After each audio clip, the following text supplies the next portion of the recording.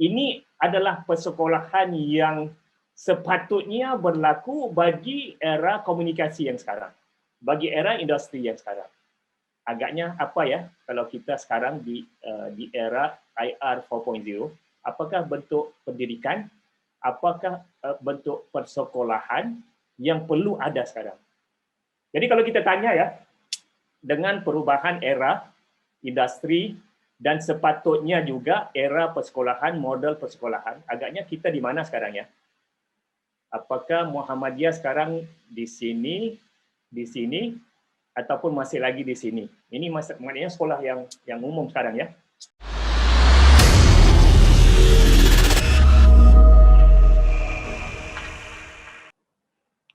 Assalamualaikum warahmatullahi wabarakatuh. Bismillahirrahmanirrahim. Alhamdulillahilladzi arsala rasulahu bil huda wa dinil haq liyudhhirahu 'alad dini kulli wa kafa billahi syahida. Amma ba'du. Yang saya hormati Ustadz Saiful Islam, Kepala SD Muhammadiyah 4 Pucang, Surabaya. Semoga sehat selalu. Kemudian yang kami hormati Ustadz Razak Lazim, Direktur Eksekutif of Irsyad Trust Limited, Singapura. Assalamualaikum Ustadz. Waalaikumsalam warahmatullahi wabarakatuh. Ya, semoga sehat-sehat selalu. Selanjutnya yang saya hormati Ustadz Ustadzah, karyawan SD Muhammadiyah 4 Surabaya yang hadir di aula Din Samsudin. Berikutnya yang saya hormati Ustadz Ustadzah yang mungkin hari ini sedang bergabung bersama dengan kita pada aplikasi Zoom atau YouTube. Baiklah Ustadz Ustadzah sekalian, menyingkat waktu karena waktu sudah menunjukkan pukul 13.30 lebih, maka langsung saja mari kita dengarkan bersama pemaparan materi dari Ustadz kita, yaitu Ustadz Razak Lazim. Beliau akan menyampaikan tentang tantangan pendidikan Islam era revolusi industri 4.0. Kepadanya dipersilakan. Terima kasih. Bismillahirrahmanirrahim. Assalamualaikum warahmatullahi wabarakatuh. Apa kabar teman-teman semua? Waktunya begitu strategis ya. Apatah lagi bulan puasa ya. Saya pernah ke sana tidak di ruangan itu?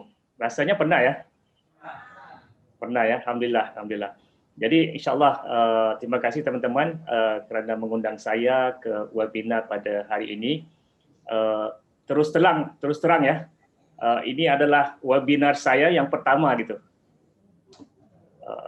Semasa bulan COVID ini sudah diminta oleh ramai-ramai teman untuk berkongsi dan sebagainya, tapi semuanya saya tolak kecuali yang dimohon oleh Ustaz Syekhul Islam sendiri. Ya, jadi ini khusus untuk teman-teman di Indonesia Muhammadiyah insyaAllah. Ya, jadi izinkan saya buat sharing ya, sharing yang ringkas.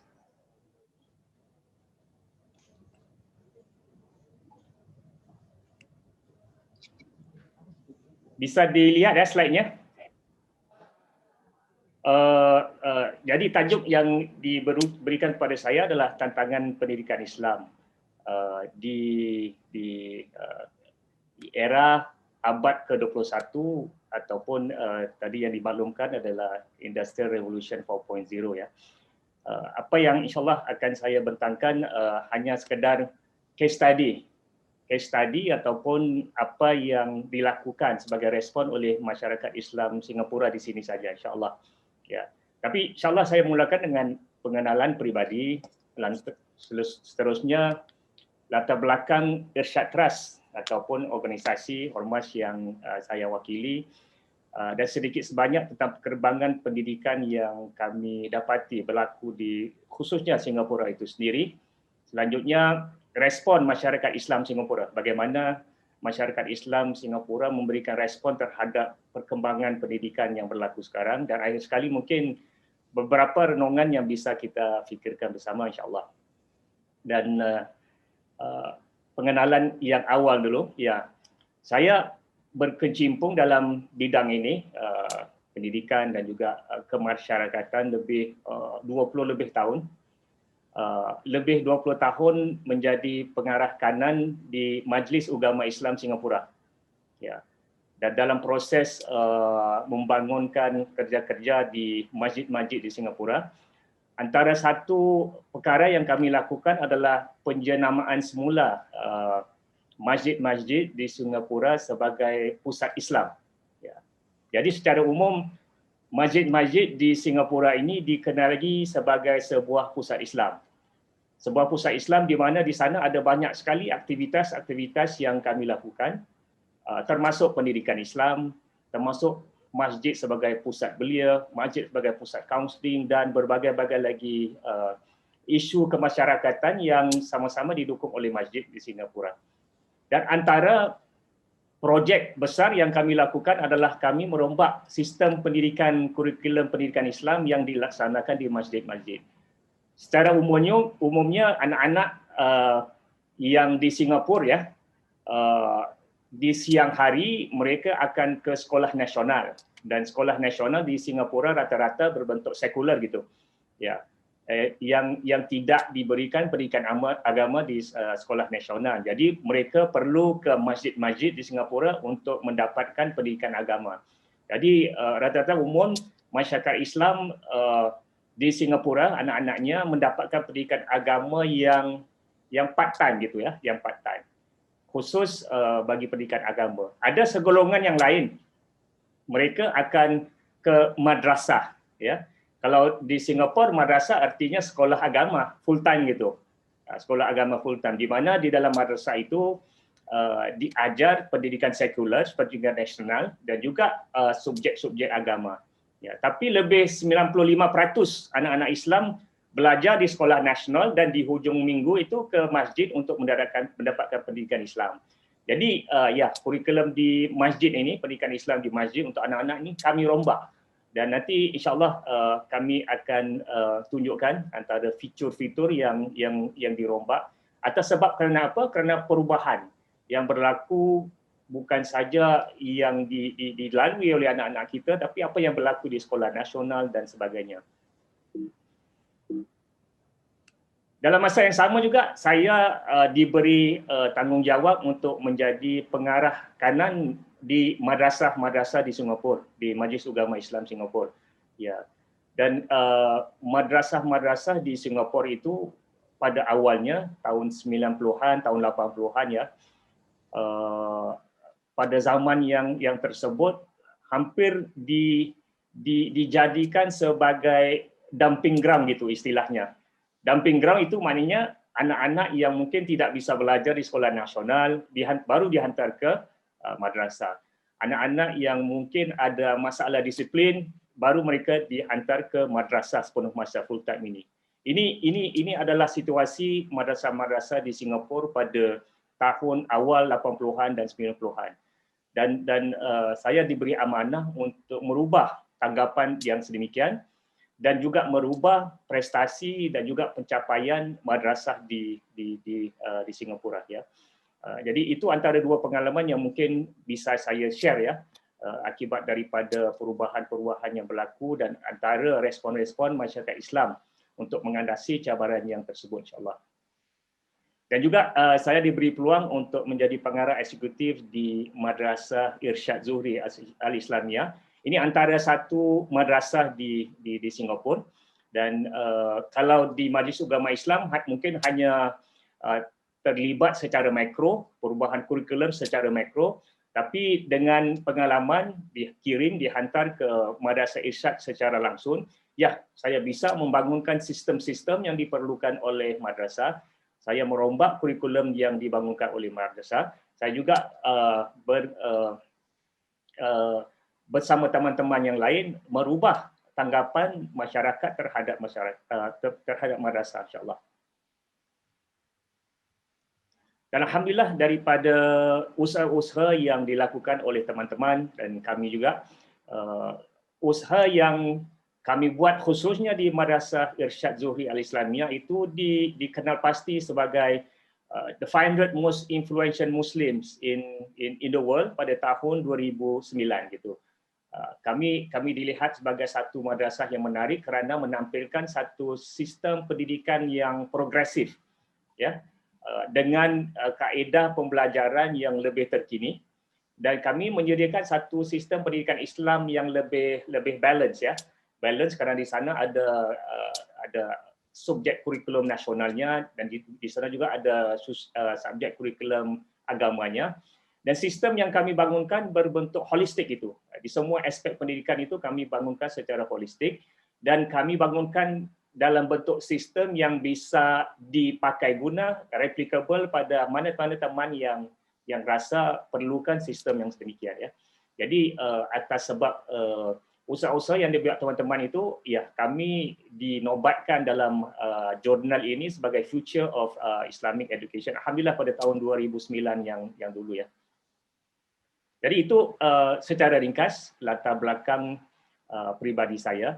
Langsung insyaAllah secara ringkas juga sedikit latar belakang tentang usaha kerja yang dilakukan oleh Irsyad Trust. Sekarang saya sepenuh masa sebagai Eksekutif Director di Irsyad Trust, alhamdulillah. Dan Irsyad Trust ini pada awalnya dibangunkan dari dalam Madrasah Irsyad itu sendiri. Awalnya memang Madrasah Irsyad itu sendiri, dan rata-rata madrasah di Singapura itu sendiri lebih bersifat sebagai satu dumping ground, ya, anak-anak yang kurang upaya, anak-anak yang kurang bisa belajar, anak-anak yang mungkin ada masalah disiplin dihantar ke madrasah, sehingga kan prestasi anak-anak tersebut dan juga prestasi madrasah itu sendiri begitu menjunam, begitu ke bawah sekali, ya. Dan kami mengambil kesempatan ini untuk merubah tanggapan masyarakat terhadap madrasah tersebut. Dan kami mengambil kesempatan ini untuk meningkatkan lagi prestasi madrasah tersebut. Dan alhamdulillah kami berjaya. Alhamdulillah kami berjaya sehingga kan pencapaian pelajar-pelajar, pencapaian madrasah hampir setanding dengan apa pelajar-pelajar di sekolah nasional gitu. Dan kami lihat bahawasanya apa yang kami lakukan mendapat minat dari teman-teman di rantau ini, sama ada dari Indonesia, Malaysia, Thailand, Filipina dan sebagainya, datang dan cuba melihat cara apa yang kami lakukan. Dan ini telah membuahkan satu agenda di dalam Madrasah Irsyad sendiri untuk berkongsi, untuk sharing, untuk ekspor pengalaman kami, untuk ekspor kurikulum yang kami bangunkan, untuk berkongsi sama sistem-sistem yang telah kami bangunkan. Awalnya usaha ini dilakukan secara ad hoc gitu. Awalnya usaha ini dilakukan melalui satu department gitu di dalam Madrasah Irsyad. Tapi lama kelamaan kami mendapati bahawasanya sebenarnya pengalaman yang kami lalui untuk membangunkan Madrasah Irsyad, sebenarnya pengalaman yang kami lalui untuk melakukan satu transformasi pendidikan di dalam Madrasah Irsyad adalah sesuatu yang banyak sekali sekolah-sekolah Islam, banyak sekali madrasah di luar sana yang perlukan. Jadi kami bersama manajemen sekolah mendapati bahawasanya ini perlu dilakukan sebagai satu usaha yang begitu sistematik. Kerana itu Irsyad Trust juga ditubuhkan. Irsyad Trust ditubuhkan sebagai satu entiti yang berbeza, yang lain, agar bisa usaha untuk sharing dan ekspor pengalaman dan sistem yang kami bangunkan dapat dilakukan dengan lebih tersusun, dapat dilakukan dengan lebih profesional, dan ia dilakukan sekarang dengan secara full time, ya, dengan teman-teman yang full time melakukan kerja ini, insya-Allah. Ya. Dan antara kerja-kerja yang kami lakukan, akhirnya matlamatnya adalah untuk membantu sama-sama teman-teman seperjuangan di dalam bidang pendidikan, sama ada di dalam bidang kurikulumnya ataupun untuk meningkatkan kapasitas gurunya melalui training dan development, ataupun berkongsi best practices-nya ataupun sistem-sistemnya dalam bentuk partnership ataupun yang bagaimana, ya. Jadi kami punya tiga tunjang utama, tiga pilar utama, tiga core project. Yang pertama, ya, kami berkongsi sistem, kami berkongsi kurikulum dengan siapa saja yang memerlukan. Ya, kerana kami dapati daripada networking dengan teman-teman di rantau ini, memang antara kendala yang dihadapi oleh banyak sekali teman-teman di madrasah dan sekolah Islam di luar negeri. Tak semestinya di Indonesia ya, mungkin di Filipina, mungkin di Malaysia, mungkin di Thailand, di Cambodia dan sebagainya. Antara kesulitan yang mereka hadapi adalah tidak mendapati resource, sumber-sumber pengajaran, pembelajaran, tidak mempunyai akses kepada e-learning, tidak mempunyai sistem ya untuk meningkatkan visi dan misi sekolah mereka. Jadi kami rasakan itu sesuatu perkara yang perlu kami share dengan baik ya. Jadi ya, satu pilar yang kami lakukan adalah untuk men-sharing apa juga bentuk resources, apa juga bentuk sistem yang diperlukan untuk membangun satu sekolah yang optimal ya. Dan pilar kedua kami adalah berbagai jenis diklat ya, berbagai jenis pelatihan yang kami lakukan bersama teman-teman di banyak negeri sekali. Dan alhamdulillah kami juga sudah melakukan training ya dengan teman-teman di Muhammadiyah secara khusus, dan ini adalah training dalam bentuk apa sahaja. Sama ada khusus untuk guru-guru, sama ada khusus untuk leadership, management, sama ada teacher training ataupun strategic planning, ataupun apa juga aspek pelatihan yang diperlukan khusus untuk sebuah sekolah, insya-Allah itu adalah semua training yang kami bantu untuk laksanakan. Dan akhir sekali, pilar yang ketiga, core project yang ketiga yang dilaksanakan oleh Irsyad Trust adalah antara lain, kami dapati bahawasanya melalui sharing of resources, ya itu penting dan itu banyak manfaat kepada teman-teman. Melalui training, ya itu juga memberi banyak sekali manfaat kepada teman-teman. Tapi antara satu cara yang kami rasa perlu untuk kami lakukan adalah kami bisa hand holding ya, kami bisa partner, kami bisa buat konsultasi langsung dengan teman-teman di sekolah-sekolah yang khusus. Dan karena itu kami bantu beberapa teman-teman untuk membangunkan sekolah-sekolah di Indonesia, di Malaysia, di Thailand dan di berbagai tempat ya. Jadi khusus kerja ini adalah satu projek partnership, satu projek kolaborasi untuk membangun ataupun rebrand satu sekolah ya kepada satu branding ataupun satu standar yang lebih baik insya-Allah. Dan kalau sekolah partner ya alhamdulillah sudah banyak. Kalau mula tadi kita mula reform ataupun transform Madrasah Irsyad di Singapura ya. Antara projek yang pertama kami lakukan adalah pada tahun 2008 di Kota Bandung ya dengan Al-Irsyad Satya ya. Sekarang ya sekolah itu antara sekolah yang terbaik di Kota Bandung itu sendiri ya.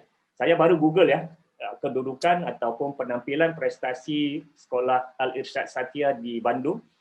Kalau ada 10 list sekolah ya, Al-Irsyad Satya antara yang 10 terbaik yang di list di dalam website. Dan antara 10 itu hanya satu-satunya sekolah yang bernuansa Islam. Yang lain semua sama ada sekolah Kristian, sama ada sekolah internasional gitu ya, ataupun sekolah-sekolah yang lain. Tapi ya Al-Irsyad Satya hanya satu saja, wakil representasi sekolah yang bernuansakan Islam yang ada di top 10 di Kota Bandung. Alhamdulillah. Dan ini sesuatu yang kami bangunkan sudah sekian lama. Awalnya dia di Kota Bandung, di Kota Baru Parahyangan. Satu kota yang baru dibangunkan oleh developer, dan kami juga partner dengan developer untuk bangunkan sekolah itu. Dan alhamdulillah, the moment sekolah itu kita bangunkan dan kita mulakan ya rumah-rumah, properti di keliling sekolah itu semua harganya naik gitu. Kenapa? Karena value yang diberikan oleh sekolah itu kepada persekitaran itu ya. Jadi kami juga sudah punya partnership di negara lain seperti di Malaysia, AIU Irsyad International School. Ini khusus sebuah sekolah yang berdamping dengan Universitas Al-Bukhari di utara Malaysia. Dan sekolah ini dibangunkan khusus untuk memberikan persekolahan bertaraf internasional bagi ekspatriat yang mengajar, yang menjadi lecturer, dosen di Universitas Al-Bukhari itu ya. Hingga sekarang universitas itu sedang berjalan dan sekolah itu masih lagi berjalan. Dan kami juga ada beberapa partnership yang lain sebagai contoh di Maldives. Dan di Maldives, alhamdulillah pada tahun ini akan ada sekolah yang kedua yang kami bangun bersama teman-teman di sana, Brightway International School di Maldives ya. Jadi ada beberapa contoh partnership yang lain, itu antara kerja yang kami lakukan, melakukan satu partnership untuk membangunkan sekolah-sekolah di negara jiran, insya-Allah. Dan antara core pillar kami yang kedua adalah melaksanakan pelatihan. Dan ini bukan pelatihan yang berbentuk one off ya. Ini pelatihan yang berlangsung hampir 2 tahun gitu, 2 tahun gitu. Dan ini pelatihan yang khusus untuk guru-gurunya dan juga untuk manajemennya dan sebagainya ya. Yang merangkumi beberapa aspek pelatihan. Dan kami sudah membuatkan pelatihan yang sama dengan teman-teman di Indonesia, sama ada Muhammadiyah, Nahdlatul Ulama, Matalun Anwar dan sebagainya. Juga teman-teman di Thailand Selatan, teman-teman di Cambodia, teman-teman di sekarang satu training sudah mula tapi digantung kerana COVID. Pelatihan di Filipina dan juga di Fiji ya sudah selesai, dan juga pelatihan dengan negara di Maldives ya. Maldives, Maladewa, ya semua sedang berlangsung tapi tergantung kerana COVID ya. Dan akhir sekali sumber belajar yang kami kongsi bersama dengan teman-teman. Tidak semua sumber ini, resource ini kami bangunkan sendiri, tapi daripada networking dan rangkaian yang kami jalin dengan teman-teman di rantau ini, kami dapati bahawa di teman-teman sana juga punya sumber pembelajaran, kurikulum, buku yang luar biasa yang bisa dimanfaatkan oleh teman-teman di lain negeri ya. Jadi kami berperanan untuk membawa produk-produk daripada teman-teman ini ke teman-teman yang lain yang memerlukan. Ya, so jadi buku bahasa Arab ini sebagai contoh dan buku sistem ini sebagai contoh. Ini daripada teman di negeri Malaysia sebagai contoh. Ini daripada teman di negeri Brunei sebagai contoh. Jadi banyak sekali produk di beberapa negeri itu kami cari yang terbaik dan kami sediakan untuk mana teman-teman yang rasa perlu untuk gunakan, insya-Allah. Jadi itu secara umum ya kerja yang kami lakukan di Irsyad Trust. Dan secara ringkas ini antara footprints ya, jejak langkah kami sepanjang sudah lebih 10 tahun ya. Kami melakukan ini secara profesional, secara full time gitu. Sharing resources, sharing training dan juga sharing collaboration ya. Dan insyaAllah kita masuk kepada agenda kita pada hari ini ya, perkembangan di dalam bidang pendidikan. Ya. Jadi alhamdulillah antara pengalaman saya bekerja di Majlis Ugama Islam Singapura, antara teman rapat saya adalah Sahibu Samaha Mufti itu sendiri pada waktu tersebut adalah Dr. Fatris. Beliau juga adalah jiran saya. Jadi banyak sekali ngobrol-ngobrol dan bincang-bincang dengan beliau ya. Jadi saya bertanya kepada beliau, Ustaz, apakah soalan-soalan yang kemusykilan-kemusykilan yang diajukan kepada jawatan kuasa fatwa baru-baru ini? Ya, pada masa saya berbincang dengan dia ya. Apakah soalan-soalan yang diajukan kepada jawatan kuasa fatwa yang ustaz perlu fatwakan? So, beliau jadi berkongsi dengan saya, ini antara soalan-soalan yang diberikan kepada mereka. Antaranya adalah apakah daging wagyu itu halal? Tahu apa itu daging wagyu ya? Pernah makan, pernah cuba? Jadi dia daging lembu, tapi bezanya adalah rasanya adalah luar biasa katanya. Saya sendiri belum mencoba ya. Kerana apa? Itu 100 gram itu bisa 200 USD gitu. Kalau daging wagyu mahal sekali ya. Dan teksturnya ya begitu macam marble ya. Mungkinan kalau makan tidak ada kolesterol gitu. Ya. Dan katanya daging wagyu ini yang paling top sekali standardnya, yang paling top sekali nilainya adalah apabila sang lembu itu sendiri diberikan minum arak sebanyak-banyaknya, diberikan alkohol sebanyak-banyaknya. Lagi banyak alkohol yang diminum oleh daging wagyu itu, lagi baik mutu dagingnya. Jadi itu kemusykilan yang ditanyakan kepada jawatan kuasa fatwa. Jadi macam mana ya? Kerana apa? Kerana daging itu akan jadi biasa kalau lembu itu tidak diberikan alkohol. Tapi daging itu akan menjadi luar biasa bila lembu itu, binatang itu, haiwan itu diberikan alkohol. Ya. Selagi lebih banyak alkohol, lebih tinggi lagi nilai mutu daging tersebut, rasanya dan kualitasnya dan sebagainya. Jadi menunjukkan bahawasanya alkohol itu mempunyai impak kepada kualitas daging tersebut. Jadi apakah dengan yang sedemikian daging itu menjadi haram ataupun daging wagyu yang sedemikian masih terus halal? Jadi itu yang perlu dibahaskan oleh jawatan kuasa fatwa. Ya. Dan baru-baru ini juga ditanyakan soalan yang hampir serupa. Apakah daging yang sedemikian, daging wagyu, yang manufacture di dalam laboratory? Sekarang daging bisa di manufacture di dalam laboratory gitu. Apakah daging yang sedemikian juga halal? Ya, daging di dalam laboratory ya diberikan macam-macam nutrien dan sebagainya bisa membesar. Seolah-olah dia masih lagi utuh di dalam satu haiwan ya, dia bisa membesar dan menjadi satu daging yang besar dan bisa dimakan. Ya, ini sudah bisa dibangunkan di dalam laboratory. Apakah daging yang sedemikian halal?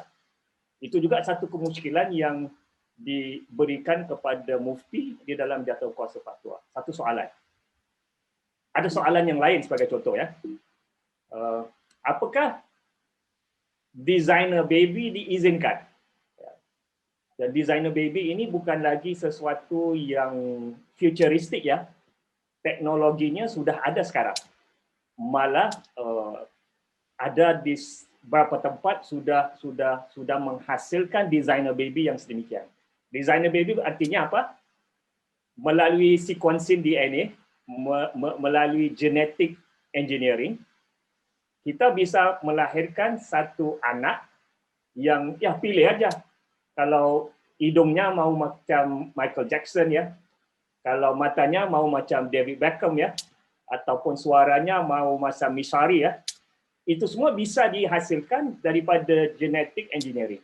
Jadi persoalannya, dan ini sesuatu yang teknologi ada sekarang ya. Apakah designer baby yang sedemikian diizinkan di dalam Islam? Walaupun saintis di merata dunia mengatakan let's stop, let's not do this, let's deliberate, mari kita sama-sama fikirkan apakah ini etikal ataupun tidak. Tapi banyak tempat sudah mencuba dan sebagainya. Walaupun percubaan mereka khusus untuk membuat anak itu lebih resisten kepada penyakit yang tidak bisa kena penyakit yang serius sebagai contoh. Jadi apakah genetic engineering yang sedemikian diizinkan? Kalau untuk menghindarkan penyakit, apakah diizinkan? Kalau untuk mendapat hidung seperti Michael Jackson, apakah diizinkan? Ya, jadi banyak sekali aplikasi yang bisa digunakan. Teknologinya sudah ada sekarang. Jadi persoalannya perlu dijawab. Ya. Jadi bukannya kita di sini untuk menjawab soalan-soalan itu ya. Saya ingin mengajukan apakah cabaran-cabaran yang dihadapi oleh tokoh-tokoh agama sekarang ya. Dan ini juga sudah berlaku sekian lama. Apakah status brain dead dalam Islam? Kita akui ya, kita maklum bahawasanya ya yang jelas bila jantung itu sudah tidak lagi berdegup, nafas sudah tidak lagi menghembus, ya itu jelas dan tidak bisa dibalikkan ya. Itu jelas sudah officially sudah mati ya. Tapi sekarang ada definisi mati yang baru di mana brain dead itu juga bisa dikenali sebagai sudah mati. Dan maknanya ini asisten kepada orang tersebut bisa dimatikan, bisa jasad itu bisa mati dengan natural dan sebagainya. Dan di sana juga ada beberapa versi brain dead. Ada yang whole brain dead, ada yang stem cell dead, dan ada yang berbagai dead. Jadi sebagai Tokoh agama, ya. Macam mana ya? Apakah brain death itu juga diistilahkan sebagai kematian di dalam Islam? Kenapa? Ini juga akan memberi kesan kepada doktor ya, bagaimana untuk mematikan alat bantuan kehidupan yang digunakan oleh orang tersebut ya. Jadi ini soalan yang betul-betul seperti soalan yang brain death ya. Ia diajukan kepada mufti pada saat ya ayahnya sendiri sudah sedang di hospital itu. Ayahnya sendiri di hospital dan dimaklumkan oleh doktor kepadanya bahawasanya ayah kamu sudah brain dead. Ya. Jadi kami mau matikan alat-alat kehidupan ini. Jadi dia enggak tahu ya apakah jawapan yang sebenar yang diizinkan ataupun tidak dan langsung diajukan kepada jawatan kuasa fatwa. Jadi ini persoalan yang dihadapi oleh mufti di Singapura. Jadi apa yang dimaklumkan kepada saya oleh Tuan Mufti Sahibul Sama Mufti itu sendiri, ya ilmu agama yang dipelajarinya hingga ke tahap PhD ya, Mufti di Singapura tahapnya PhD tidak cukup untuk menyelesaikan masalah itu. Masalah-masalah sekarang yang diajukan kepadanya, yang disoal padanya, ya ilmu agama yang dipelajarinya sepanjang hidupnya lebih 20 tahun, ya di PhD juga tidak bisa menyelesaikan masalah tersebut. Ya itu yang pertama. Yang kedua, khazanah ilmu agama yang sedia ada di dalam buku-buku turaf, di dalam kitab-kitab fatwa daripada teman-teman di seluruh dunia dan sebagainya ya, juga tidak memberi penyelesaian kepada masalah itu. Maknanya perkara ini belum pernah dibincang langsung oleh tokoh-tokoh, oleh ulama-ulama yang lepas ataupun yang sekarang. Ya. Dan antara tantangan yang selanjutnya adalah untuk menyelesaikan masalah tersebut, untuk menyelesaikan antara tiga masalah yang tadi kita ajukan, ia memerlukan ilmu selain daripada ilmu agama. Ya. Tidak kalau mahu memahami untuk memberikan fatwa untuk kasus yang pertama ini, ya perlu faham ya bagaimana proses penghadaman dan sebagainya. Kalau mahu menyelesaikan masalah ini, ya perlu faham ya genetic engineering itu bagaimana. Kalau mahu menyelesaikan persoalan yang ketiga ini, ya perlu faham ya definisi brain death dan sebagainya ya. Jadi secara umum untuk menyelesaikan banyak sekali masalah-masalah yang diajukan kepada jawatan kuasa fatwa, ia memerlukan ilmu selain daripada ilmu agama. Ya, ilmu agama sahaja tidak bisa menyelesaikan masalah tersebut, tidak bisa memberikan satu kesimpulan kepada masalah tersebut. Ini antara tantangan yang dihadapi oleh jawatan kuasa fatwa. Jadi maknanya apa? Artinya apa? Ya, jadi banyak sekali ya implikasi kepada sistem pendidikan yang perlu diperhalusi. Jadi tantangan ini ataupun cabaran ini tidak hanya dihadapi oleh kita di dalam agama saja, tapi di sistem persekolahan ataupun di sistem pendidikan yang sekular dan nasional juga menghadapi tantangan yang sama. Pada awal tahun 2000 gitu, ya. CEO, Chief Executive Officer daripada MNC ataupun multinational corporation di Singapura, ini adalah sesuatu yang biasa dilakukan oleh Prime Minister di Singapura, minister-minister di Singapura ya, untuk berbincang dengan CEO daripada banyak sekali syarikat-syarikat yang ada di Singapura. Dan pada tahun awal 2000, CEO ini memberikan satu wake up call kepada Prime Minister. Apa yang mereka maklumkan? Graduate daripada Singapura tidak siap untuk industri.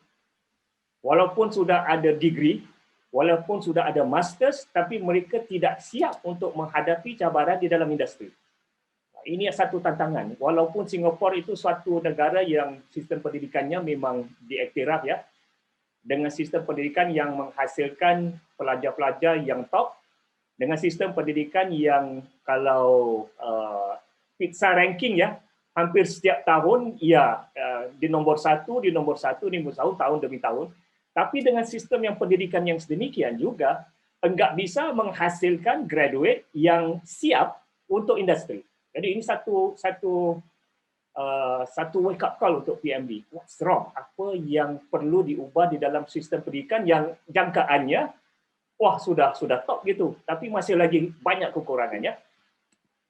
Dan ini laporan akhbar yang hari ini. Kalau yang tadi, yang ini mungkin pada tahun 2000, awal 2000 ya. Ini pada hari ini. Baru keluar 15 April 2021 di koran di Singapura.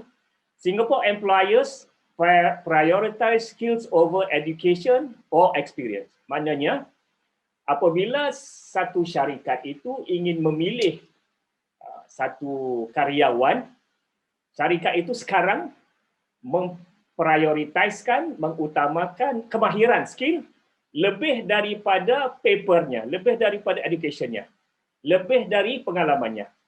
Jadi kalau ada seorang itu yang ingin mendapatkan satu kerja di sebuah syarikat, yang dilihat adalah skillnya. Walaupun educationnya mungkin tidak punya degree, mungkin dia belum ada experience kerja, tapi kerana skillnya, khusus skillnya diperlukan oleh syarikat itu, ia diberikan prioritas, keutamaan daripada orang yang mungkin sudah bertahun experience-nya.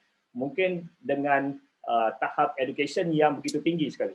Jadi, ya, itu satu perubahan yang sedar berlaku. Maknanya, education alone tidak bisa menjamin pekerjaan sekarang. Experience alone tidak bisa menjamin pekerjaan sekarang. Kerana keperluan syarikat-syarikat sudah berbeza dan sangat berbeza sekarang ya.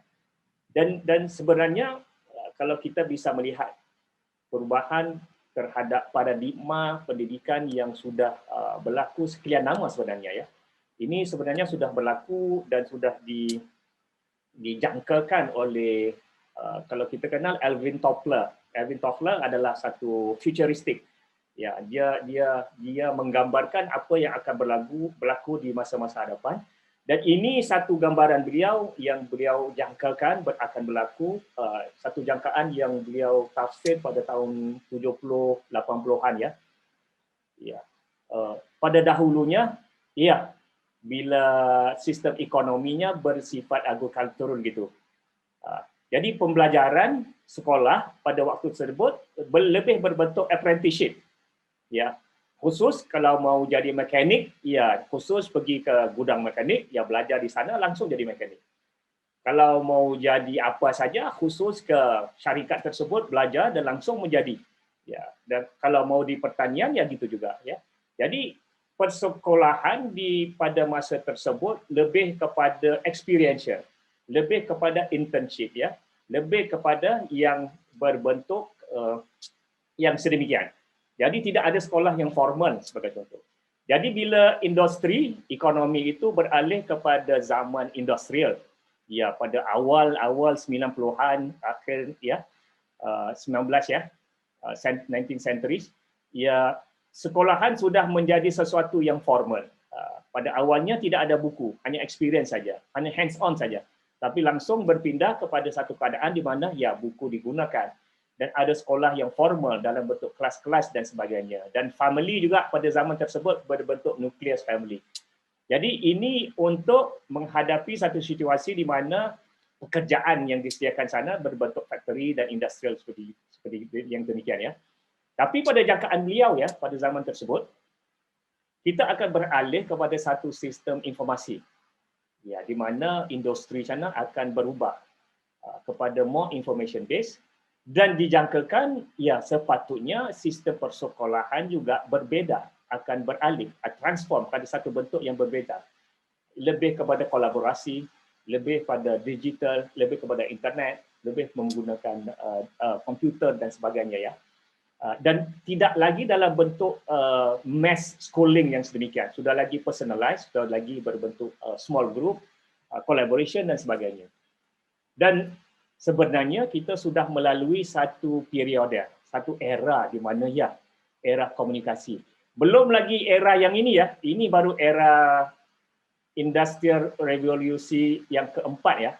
Ini masih lagi IR 3.0 ya, yang dijangkakan oleh Alvin Toffler ya, berbentuk komunikasi. Maknanya pada zaman itu ya, Bukan lagi internet saja, tapi perlukan super broadband. Bukan broadband, tapi super broadband. Sudah tidak lagi berbentuk subjek-subjek, tapi lebih kepada interdisciplinary. Tidak akan berlaku di dalam bilik darjah, classroom, tapi lebih kepada remote access. Ya, seperti apa yang berlaku sekarang, tapi ya, yang disebabkan oleh COVID itu sendiri ya, kita banyak remote access, tapi sebenarnya ini adalah persekolahan yang sepatutnya berlaku bagi era komunikasi yang sekarang, bagi era industri yang sekarang. Agaknya apa ya kalau kita sekarang di era IR 4.0, apakah bentuk pendidikan, apakah bentuk persekolahan yang perlu ada sekarang? Jadi kalau kita tanya ya, dengan perubahan era industri dan sepatutnya juga era persekolahan, model persekolahan, agaknya kita di mana sekarang ya? Apakah Muhammadiyah sekarang di sini, ataupun masih lagi di sini? Ini maknanya sekolah yang umum sekarang ya. Jadi itu satu persoalan yang perlu direnungkan ya. Kalau industrinya sudah di sini, apatah lagi sudah di sini IR 4.0, tapi persekolahannya di sini ya, maknanya tidak menyambung ya. Maknanya apa? Kita tidak menyediakan anak-anak ini untuk industri yang mereka akan keluar nanti. Kita menyiapkan anak-anak ini untuk industri yang macam gini. Tapi ternyata bila dia graduate, dia keluar, the real world is this. Or even worse, the real world is this. Ya, satu keadaan yang berbeda daripada apa yang mereka lalui ya. Jadi itu sesuatu realitas yang dihadapi oleh anak-anak kita sebenarnya ya. Jadi beberapa shift dalam pendidikan yang berlaku, paradigma yang tradisional berbanding dengan paradigma yang baru. Ya, kalau sekarang ataupun dulu lebih berbentuk classroom, sekarang sepatutnya berbentuk borderless. Kalau dulu berbentuk group based, ya mass education, 30 siswa, 40 siswa dalam bilik darjah, sekarang sepatutnya lebih berbentuk personalized, individual education plan. Kalau sekarang ataupun dulu, ya tradisionalnya berbentuk teacher centered, semua pembelajaran fokusnya kepada teacher, tapi sekarang ya lebih kepada resource based. Kalau dulu pembelajarannya lebih fokus kepada subjek-subjek tertentu, mathematics, ya, English, sainsnya ya. Tapi sekarang sebetulnya lebih kepada pendekatan yang multidisciplinary. Kalau dulu fokusnya lebih kepada content consumption, ya dimasukkan konten ya.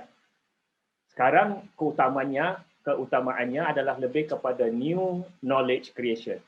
Jadi ini shift ya, ini satu perubahan di dalam pendidikan yang sudah pun berlaku. Persoalannya apakah ini shift yang sedang kita lalui, sekolah ini, Muhammadiyah sendiri lalui, sedang sendiri dalam proses perubahan ataupun masih lagi terus dengan paradigma tradisional yang ini ya. Ini persoalan yang perlu kita renungkan bersama. Jadi di sana keperluan kepada education yang berbentuk communication ataupun IR 4.0, keperluannya ada kepada satu bentuk pendidikan yang 21st century. Jadi anak itu bukan saja diberikan maklumat untuk dihafal, tapi di sana ada banyak sekali skill-skill, banyak sekali kemahiran yang diperlukan. Ya, apa yang dilalui oleh Singapura ya, anak itu ya pizza memang top, English top ya, science top, mathematicsnya top, tapi mungkin ya ini kurang diberikan perhatian. Aspek komunikasinya kurang diberikan perhatian. Aspek digital literasinya kurang diberikan perhatian. Sehingga kan pada awal tahun 2000, walaupun PISA-nya top, tapi kerana ya kemahiran soft skill-nya tidak diberikan, ya kemahiran untuk mereka lebih mudah adapt kepada situasi itu kurang diberikan, sehingga kan ya graduate daripada universitas di Singapura tidak siap untuk menghadapi the real world, tidak siap untuk menjadi produktif di dalam industri dan malah tidak dipilih oleh CEO ini kerana apa? Kerana kekurangan yang begitu ketara. Ya. Jadi kami di Singapura exam smart. Ya. Bagi aja apa exam, apa jenis exam kami bisa ngetop. Ya. Tapi bila dimasukkan kepada industri, ya di sana kami masih terkapai-kapai. Kenapa? Tidak diberikan persiapan 21st century skill. Ya. Itu antara cabaran yang kami lalui. Dan tentu saja 21st century school, 21st century skill memerlukan 21st century teachers. Jadi guru-guru, para pendidik di era 21st century juga perlu dalam bentuk yang berbeza. Bukan lagi dalam bentuk istilah yang kami gunakan di sini talk and chalk, ataupun bukan lagi dalam istilah yang kami gunakan di sini lebih kepada lecture sebagainya ya. Di sana perlu pendekatan yang berbeza ya. Banyak sekali karakteristik yang sudah dibutirkan. Inilah karakteristik of a 21st century teacher. Ya, bisa dipelajari dan bisa dilihat sama ada ya guru-guru sekarang sudah mempunyai ciri-ciri tersebut insyaallah. Dan ya, kalau awalnya komplain daripada CEO berlaku pada tahun 2000 dulu ya. Tapi alhamdulillah pada tahun 2020 ini banyak sekali perubahan yang sudah dilakukan, yang sudah pun dihasilkan di institusi pendidikan tinggi di Singapura. Sebagai contoh, anak saya sekarang di NUS, National University of Singapore ya. Jadi pembelajarannya begitu berbeda gitu.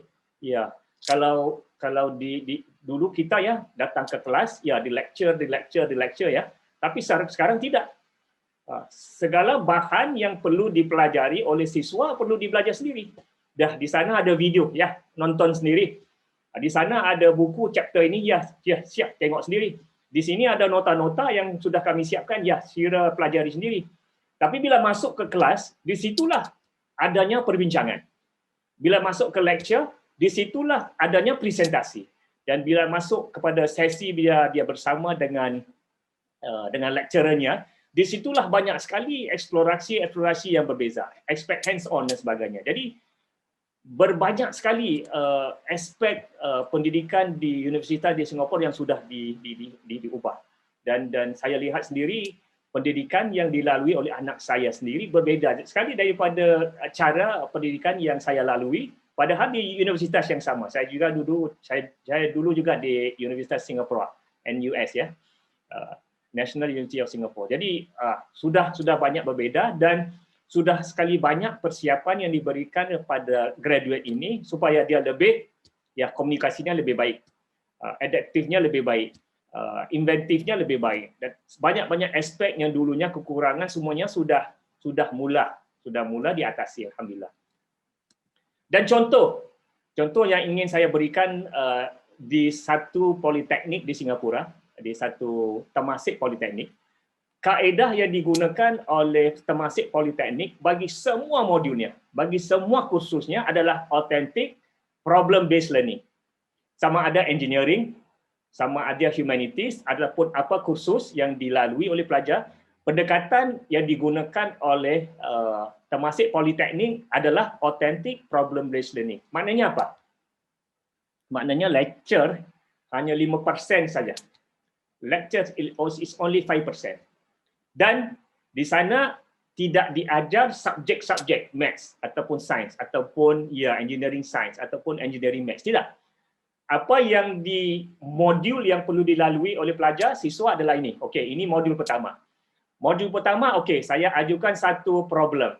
Ya, a problem. Now you need to solve the problem. So it's problem based.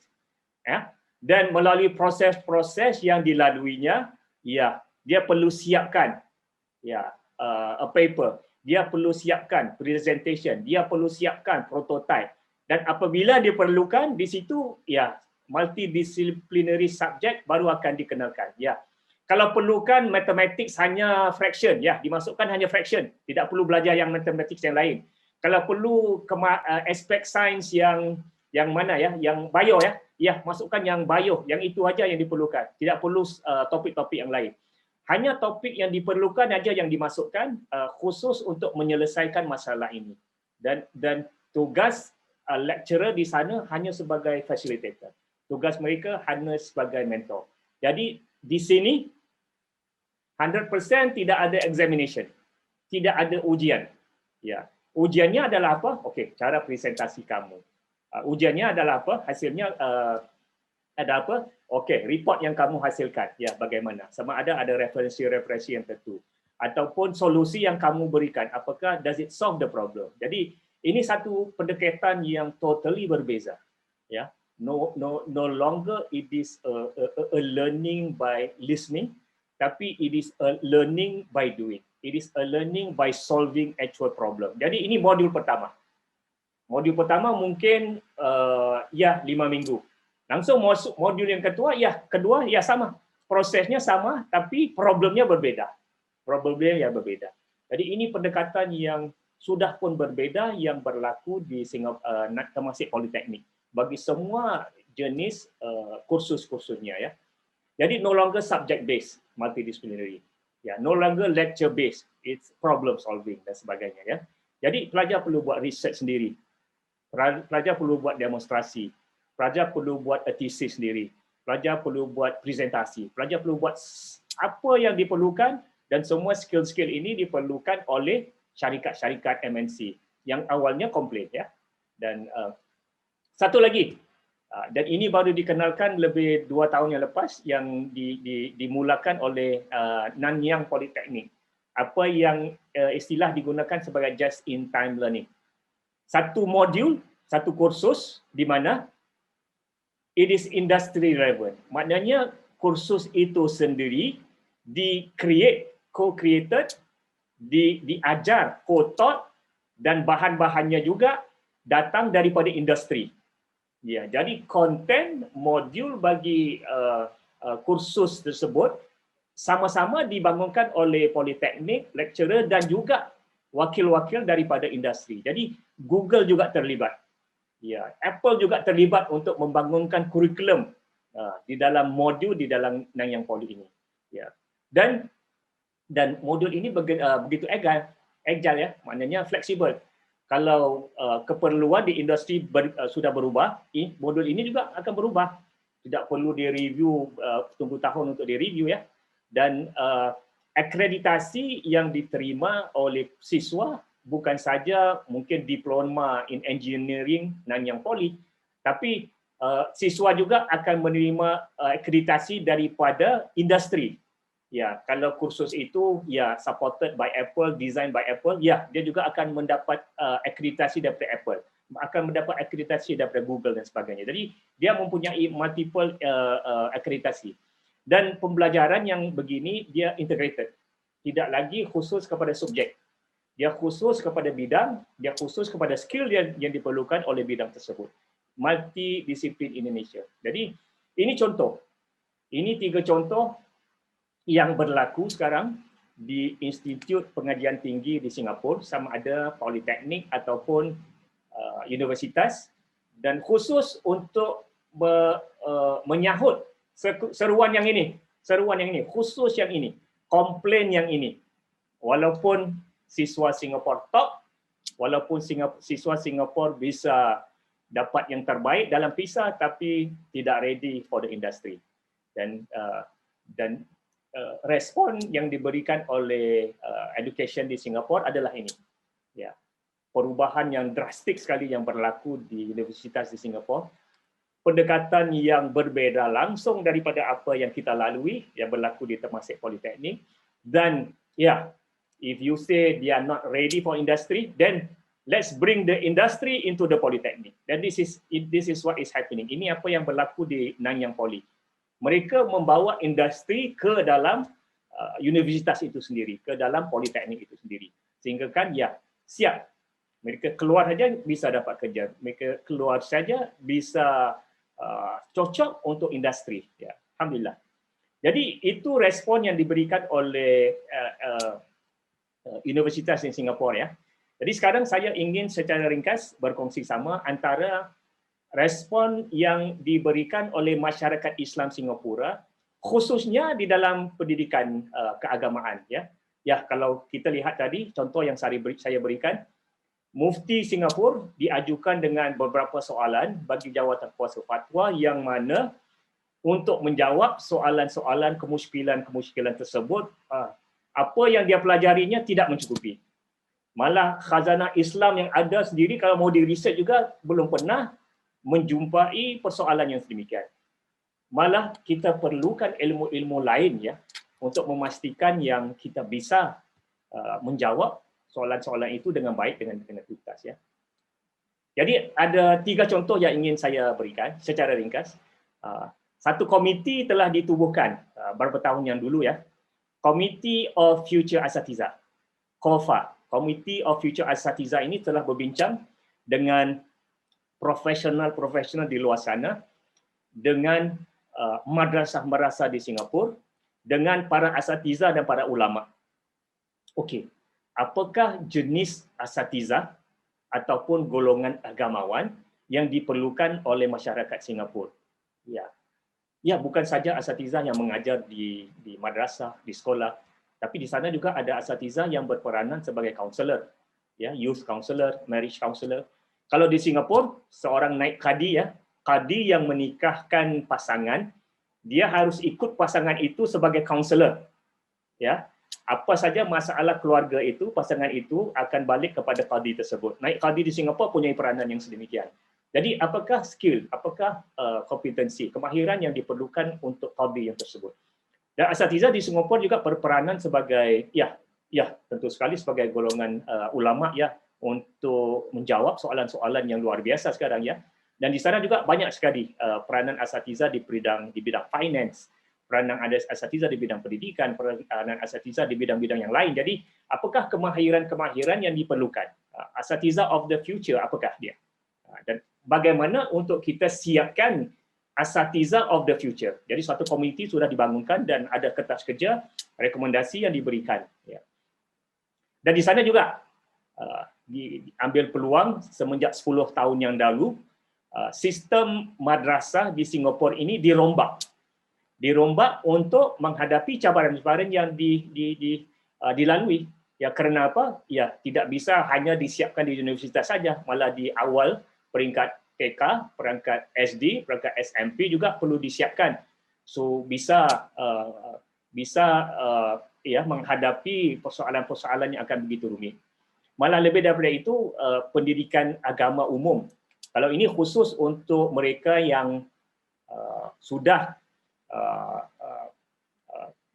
memastikan mereka memilih jalan untuk menjadi seorang golongan agamawan. Jadi mereka belajar di sekolah agama ataupun sebuah madrasah. Tapi bagi anak-anak Islam yang lainnya yang di sekolah nasional yang hanya mau menjadi seorang Muslim yang baik, jadi pendidikan agamanya juga perlu kami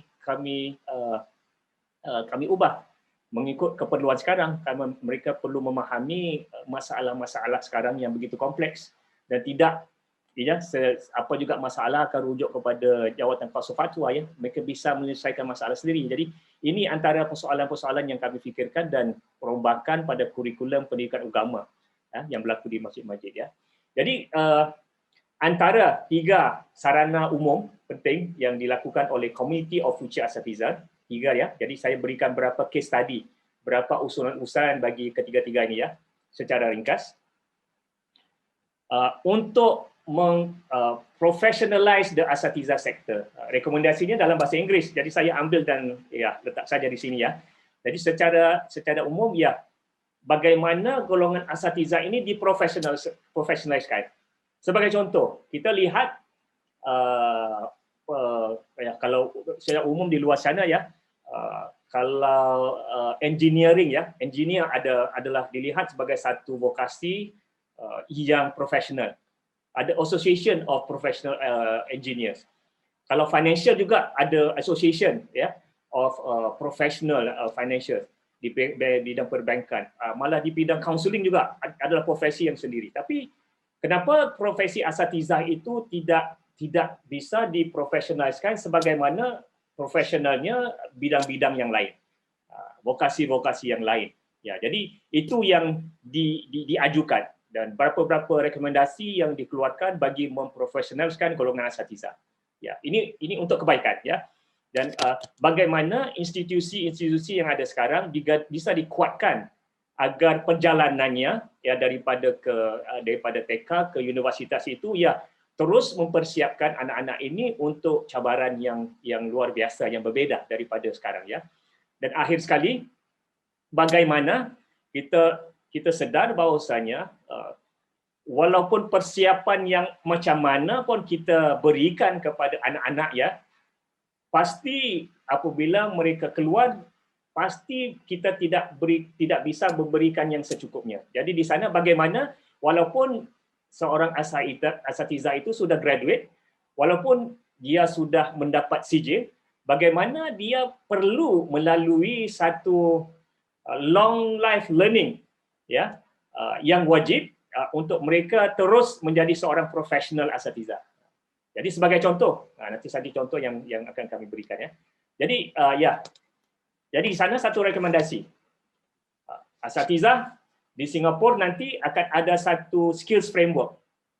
Skills framework sebagaimana yang ada di bidang-bidang lain, sebagaimana ada di sektor-sektor lain, financial, education, engineering, social, semua ada bidang, ada framework skill-skillnya yang diperlukan ya. Jadi asatiza juga perlukan skill yang sedemikian, framework yang sedemikian. Jadi kalau di sana ada butiran-butiran, ada pecahan-pecahan. Kalau naik kadi, okey, skill-skillnya apa? Kalau counselor, skill-skillnya apa? Ya, kalau seorang guru, skill-skillnya apa? Ya, jadi yang lain-lain. Ya, kalau yang terlibat di bidang finansial, ya di sana skill-skillnya apa? Jadi seorang asatiza itu bisa bisa dilihat sebagai profesional di dalam bidangnya yang tertentu. Di mana khususnya dia ada aspek keagamaan dan juga aspek skill-skill yang diperlukan bagi sektor-sektor yang tertentu. Jadi ini semua perlu disiapkan. Jadi ini dibangunkan sebagai satu framework agar asatiza bisa mengetahui ya, saya perlukan skill ini selain daripada ya degree in Islamic learning ataupun sebagainya ya. Itu antara rekomendasi yang dan di Singapura juga CPE adalah Continuous Professional Education. Kalau di Singapura, walaupun ada sijil apa sekalipun, kalau mau berkhutbah di Singapura, kalau mau mengadakan pengajian di Singapura, seorang itu perlu mendapatkan tauliah, perlu mendapatkan recognition. Di Singapura dipanggilkan sebagai Asatiza Recognition Scheme. Dan kalau seorang itu mau kekal di dalam sebagai bertauliah di dalam skim Asatiza Recognition Scheme ini, beliau perlu ada CPE, maknanya Continuous Professional Education. Dan Continuous Professional Education maknanya apa? Sepanjang setahun itu, beliau perlu melalui kursus selama mungkin 5 hari. 5 hari times 8 jam berapa? 50 hours of training. Selagi dia tidak melalui 50 hours of training, kemungkinan tahun depan tauliahnya tidak akan diperbaharui. Jadi itu sistem di Singapura. Jadi asatiza di Singapura harus melalui continuous education dan kursus-kursus ini semua disiapkan oleh Majlis Ulama Islam Singapura. Dan jenis-jenis kursus ini sekarang sudah dikembangkan. Kalau dulu mungkin sekadar kursus biasa, ya. Tapi sekarang ia dalam bentuk internship. Sekarang dia dalam bentuk coaching. Sekarang dia dalam bentuk mentoring seorang senior asatiza. Dan sekarang juga dalam bentuk organized or in the form of learning journey, ya. Dalam in the form of pendekatan pergi ke satu tempat untuk belajar. Jadi ini semua dimasukkan dalam satu sistem continuous professional education untuk memberikan waktu jam agar asatiza itu bisa disambung akreditasinya untuk tahun-tahun yang akan datang. Ya. Jadi kerana ini asatiza ini perlu melalui satu peningkatan yang berterusan. Ya. Dan akhir sekali kita lihat. Ya, Ustadz, mohon maaf waktunya masih tinggal 5 menit. Tinggal 5 menit ya? Ya. Okey. Sangat bagus sekali. Ya, monggo Ustadz. Ya, jadi itu kalau bisa saya ada lagi 2 tapi tak apa. Ini yang akhir. Nanti kita masuk ke aspek renungan. Dan banyak sekali support yang diberikan kepada siswa-siswa yang sedang belajar sekarang. Mereka yang sedang belajar di Madinah, mereka yang sedang belajar di luar negeri, di Al-Azhar, ya, di Kairo. Apabila mereka cuti di sana, ya mereka akan diberikan sokongan kewangan untuk melalui training-training yang lain. Ataupun apabila mereka cuti balik ke Singapura, mereka akan dapat melalui training-training yang dianjurkan oleh Majlis Ugama Islam Singapura sendiri, ataupun mereka bisa pergi ke kursus-kursus yang lain yang dibiayai oleh Majlis Ugama Islam Singapura itu sendiri. Maknanya, ya, pembelajaran mereka bisa dinempelkan, bisa ditambah dengan skill-skill yang lain yang mungkin tidak mereka dapat pelajari di institusi pengajian tinggi yang mereka lalui itu, ya. Jadi itu antara tiga. Ya, di sana juga ya Joint Madrasah System, satu rombakan pada sistem madrasah yang dilalui. Sistem madrasah sekarang, kalau dulu gunakan sistem O level, ya, tapi sekarang kami sudah rombak gunakan sistem International Baccalaureate. Kerana apa? Kerana sistem itu lebih membantu anak-anak kita untuk buat research, untuk presentasi dan lebih menyeluruh pendekatannya. Kurikulum yang lebih higher order thinking dan sebagainya, ya. Jadi secara umum itulah antara respon-respon yang diberikan oleh masyarakat Islam Singapura, yang diberikan oleh kerajaan di Singapura untuk menghadapi perubahan-perubahan yang begitu pesat sekali yang berlaku. Ya. Jadi ada beberapa renungan yang bisa kita bincang, tapi insyaAllah mungkin hingga di saat ini saja pembincangan saya. Mungkin kalau ada persoalan ataupun apa, ya bisa kita bincang. Wallahu a'lam bishawab. Assalamualaikum warahmatullahi wabarakatuh. Assalamualaikum warahmatullahi wabarakatuh. Ustazulnya bisa masuk suara saya? Silakan. Oke, terima kasih. Alhamdulillah, materi yang luar biasa, pencerahan bagi kami yang ada di SD Muhammadiyah 4 Pucang Surabaya. Alhamdulillah, materinya cukup bagus dan ini menggembirakan bagi kita semua yang ada di Indonesia. Menarik sekali sehingga kami mengumpulkan banyak sekali pertanyaan, dan dalam kesempatan ini ada beberapa pertanyaan yang mungkin kita tanyakan. Yang pertama, memang dari semua rangkaian kita pelajari perkembangan Singapura mulai tahun 60-an, 70-an, 80-an sampai tahun 2001, kita yang ada di Indonesia sering tercengang dengan kehebatan dalam hal pendidikan yang ada di Singapura. Kalau mau dikristalisasi, terus ya, kalau mau dikristalisasi, di mana sih rahasianya sebenarnya sekolah di Singapura itu kok menjadi maju? Itu yang pertama. Pertanyaan saya yang kedua, sejauh mana peran serta keterlibatan daripada pemerintah Singapura terhadap kualitas pendidikan yang ada di Singapura itu sampai hari ini seperti apa, sehingga kami bisa memberikan motivasi tersendiri terkait perkembangan pendidikan yang di Singapura. Dan yang ketiga, mohon maaf, kalau saya cermati dan kami amati dari berbagai jurnal yang ada dari Singapura, memang struktur kurikulum yang ada di Indonesia dan Singapura memang jauh berbeda. Mungkin bisa memberikan semacam ide cerdas bagi kami, sehingga kami nanti bisa sedikit merekayasa kurikulum kami yang ada di SD Muhammadiyah Pucang ini, sehingga kurikulum kami nanti terekayasa kurikulum SD Muhammadiyah, tapi rasanya rasa Singapura, sehingga kami bisa mengejar ketertinggalan kami dan kami akan sejajar dengan teman-teman pendidikan yang ada di Singapura. Terima kasih, kurang lebihnya mohon maaf. Saya Mulyana, Ketua Litbang SD Muhammadiyah 4 Pucang Surabaya. Terima kasih. Pertanyaan kedua. Assalamualaikum warahmatullahi wabarakatuh. Perkenalkan Ustadz Razak, saya Farida Fatmawati, guru kelas dasar kelas 1. Yang saya amati selama COVID ini, anak-anak itu sudah masuk ke new paradigma memang, terutama anak-anak kelas 4, 5, dan 6. Dan sekarang ini anak-anak akhirnya kekurangan apa ya istilahnya, rasa sosial. Yang sekarang ini terjadi, anak-anak itu lebih senang dengan dunia mereka sendiri dibandingkan dengan dunia yang lain. Contohnya, mereka lebih senang bermain game di dalam kamar, mereka lebih senang dengan dirinya sendiri. Padahal kita di pendidikan dasar, kita mengenalkan cara bersosialisasi. Kira-kira mungkin ada saran bagi kami, guru-guru sekolah dasar ini terutama, yang bisa diberikan untuk anak-anak kami tentang ya ini new paradigma ini. Itu saja. Terima kasih. Assalamualaikum warahmatullahi wabarakatuh. Yang langsung dijawab gitu. Bismillahirrahmanirrahim. Saya cuba ya. Yang pertama sekali, saya ni bukan seorang pemikir. Ya, saya bukan seorang intelektual. Saya bukan seorang akademis ya. Jadi soalan-soalan yang diajukan semua memerlukan pemikiran, memerlukan research dan sebagainya ya. Saya hanya bisa memberikan pandangan daripada perspektif practitioner, ya, dari perspektif pemerhati sahaja, ya.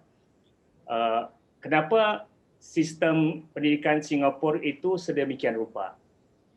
Ya, ini simple saja. Ya, ini simple saja. Ya, kerana apa? Karena Singapura terpaksa. Because the alternative is Singapore collapse. Ya, kerana apa? Singapura begitu kecil sekali. Ya. Bintan itu lebih besar daripada Singapura. Ya. Apatah lagi Pulau Jawa ataupun Pulau Sumatera. Itu ratusan kali lebih besar daripada Singapura ya. Singapura tidak punyai natural resources. Semuanya diimport. Semuanya. Apa saja yang ada di Singapura semuanya diimport. Sedangkan garam diimport, tauge diimport, beras diimport, semuanya diimport. Ya, jadi enggak punya apa yang bisa jual. Tidak ada emas, enggak ada apa. Jadi the only resource yang pemerintah Singapura rasakan yang bisa dibangunkan adalah its own people resources, ya, the expertise, the system dan sebagainya. Jadi itu merupakan fokus Singapura, di mana ya kami tidak ada resource yang lain, yang kami ada adalah warga negara yang kami akan gunakan sebagai resource. Jadi kalau dilihat GDP, jumlah percentage GDP yang diberikan kepada education itu luar biasa. Ya. Yang paling tinggi memang militer. Yang nombor kedua ya itu pendidikan. Itu menunjukkan prioritas yang diberikan kepada pendidikan. Dan Singapura sendiri tidak ada alternatif lain. Ya, tidak ada alternatif lain melainkan untuk attract ekonomi yang berbentuk knowledge based. Ya, kerana itu fokus pada Singapura-nya adalah ekonomi. Singapura jelas, pemerintah Singapura jelas, KPI-nya adalah ekonomi. Bagaimana jika GDP-nya membesar, bagaimana percentage unemployment-nya mengkecil dan sebagainya. Jadi fokus Singapura adalah lebih kepada itu. Saya lihat kalau dibandingkan dengan negara-negara lain ya, fokus mereka berbeza. Kalau fokus Singapura, fokusnya adalah bisnes, fokusnya adalah unemployment rate yang rendah. Jadi bila ada fokus yang begitu tajam ya, dia lebih mudah untuk menyelesaikan masalah. Segalanya berfokus kepada itu, berpasak kepada itu. Hadafnya adalah itu. Jadi pendidikan fokusnya adalah untuk employability. Bisa anak ini bisa dapat kerja yang sesuai yang ada di Singapura ya. Walaupun di sana tujuan pendidikan juga adalah untuk membangun karakter dan sebagainya ya, tapi mereka tidak hilang fokus bahawasanya ya bagi mereka yang utama adalah untuk menyiapkan anak ini untuk employment. Ya, itu fokus utama. Yang lain semua sampingan. Untuk membangun karakter sebenarnya untuk Singapura sampingan. Malah Singapura pernah mengatakan bahawa ya to be a good person is the responsibility of the family. Itu tanggungjawab keluarga ya untuk membangunkan anak yang disiplin dan sebagainya. Jadi fokusnya kepada itu. Jadi kalau kerajaan fokusnya kepada yang sedemikian, saya rasa itu KPI-nya adalah demikian. Menjatuh bangunnya adalah demikian. Jadi tidak bisa hilang fokus. Jadi itu menjadi fokus utama. Ya. Itu antara apa yang saya dapati sebagai practitioner and observer ya. Jadi kurikulum ya, apa yang bisa dilakukan di Muhammadiyah ya. Ya tentu sekali banyak. Ya, antara apa yang berlaku di Singapura sebagai contoh ya, di pendidikan agama ya, kami mansuhkan ujian nasional langsung, dah ada. Kenapa? Kalaupun siswa itu mendapat markah A yang tertinggi, tidak mestinya siswa itu adalah yang terbaik akhlaknya. Berbeda. Maknanya seorang Kristian bisa menduduki pengajian agama Islam, bisa dapat A star. Tapi ya tauhidnya masih Kristian. Jadi assessment ujian nasional itu tidak sama sekali melambangkan hasil yang kita mahukan. Jadi mengapa digunakan itu sebagai benchmark ya? Jadi kami menghapuskan ujian nasional bagi pengajian Islam dan kami menggantikannya dengan alternatif lain ya. Alternatif seperti apa ya? Bagaimana kita mengukur akhlaknya ya. Jadi di situ ada aspek-aspek yang bisa mengukur akhlaknya, bisa membantu pengembangan akhlaknya dan sebagainya. Bagaimana kita mengukur amalinya ya. Jadi di situ ada assessment yang alternatif ya untuk mengukur bagaimana dia tekun dengan aspek amali agamanya dan sebagainya. Itu kalau kita fokus pada pengajian agama. Tapi kalau pengajian-pengajian yang lain, ya tentu sekali apa yang diperlukan oleh Indonesia ataupun oleh sekolah-sekolah di Indonesia adalah untuk mengenal pasti. Yang pertama, ekonomi di Indonesia itu apa? Ya, jadi disiapkan anak ini untuk apa? Jadi itu yang lebih penting. Kalau di sana ada pelajaran-pelajaran yang mungkin kurang diperlukan untuk employability, ya mungkin itu perlu dipertimbangkan semula. Tapi saya faham ya, keadaan di berbagai negara memang berbeda. Jadi ada sebahagian negara yang aspek kulturnya ya begitu kuat sekali ya. Jadi untuk mengekalkan aspek kulturnya mungkin hampir mengasah 30% daripada kurikulum. Ya, 40% daripada kurikulum, sehingga kan dia menghakis subjek-subjek untuk persiapan untuk ekonomi, persiapan untuk employment dan sebagainya. Jadi itu pertimbangan yang perlu diambil oleh setiap sekolah, itu pertimbangan yang perlu diambil oleh setiap pemerintah ya untuk bagaimana untuk mengimbangi keperluan kulturnya, keperluan employmentnya, keperluan karakternya dan sebagainya ya. Jadi lebih kurang ya itu yang tanggapan saya ya. Dan pengalaman saya sudah terlibat dengan pelatihan guru-guru, dengan tenaga pengajar, karyawan-karyawan di berbagai negara, termasuk Malaysia, Indonesia, Thailand.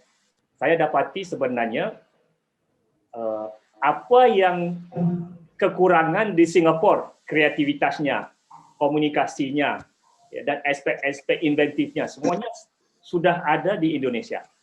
Sama ada secara tidak langsung, siswa-siswa Indonesia dan juga guru-guru Indonesia adalah yang paling kreatif sekali yang saya pernah jumpa. Lebih kreatif daripada guru-guru di Singapura. Kerana apa? Karena guru-guru di Singapura fokusnya untuk exam. Ya, fokusnya untuk itu. Jadi ya kita ada guru-guru yang pisahnya memang luar biasa. Kita ada siswanya yang pisahnya luar biasa, tapi selain daripada pisah ya memang mundur sekali. Aspek jati dirinya mundur. Aspek confidence-nya mundur, aspek kreativitasnya mundur. Tapi saya lihat di banyak negara dan khususnya di Indonesia memang itu yang sangat maju sekali. Tapi apakah itu dilakukan secara sedar ataupun tidak sedar, saya kurang pasti. Kekhawatiran saya ya dirombak sistem pendidikannya, tapi dengan tidak secara langsung aspek-aspek dalam kurikulum itu yang sangat membantu aspek kreativitas, aspek komunikasi juga akan dengan tidak sengaja terhakis ya. Kalau tidak dikenal pasti, apakah aspek dalam sistem pendidikan Indonesia sekarang yang menonjolkan kreativitas, yang menonjolkan komunikasi dan menonjolkan banyak-banyak soft skill yang sangat diperlukan dalam industri IR 4.0 sekarang. Allahu a'lam. Terima kasih atas ilmu yang disampaikan kepada kami, Ustaz. Sungguh sangat luar biasa. Semoga apa yang Panjenengan berikan kepada kami dapat menjadi amal jariah yang nantinya akan menjadi pemberat timbangan kebaikan di akhirat nanti. Ustaz-ustazah hadirin sekalian, karena waktu telah menunjukkan pukul 15, maka sepertinya akan kita sudahi sesi materi pada materi ketiga kali ini. Akhirnya kurang lebihnya saya mohon maaf yang sebesar-besarnya. Wassalamualaikum warahmatullahi wabarakatuh. Waalaikumsalam. SD Muhammadiyah 4 Pucang, Surabaya, Sekolah Teladan Nasional, Cambridge Assessment International Education, Educating with Heart, Serving with Respect. Segera daftarkan Ananda tercinta ke sekolah Islam terfavorit dan terpercaya ini.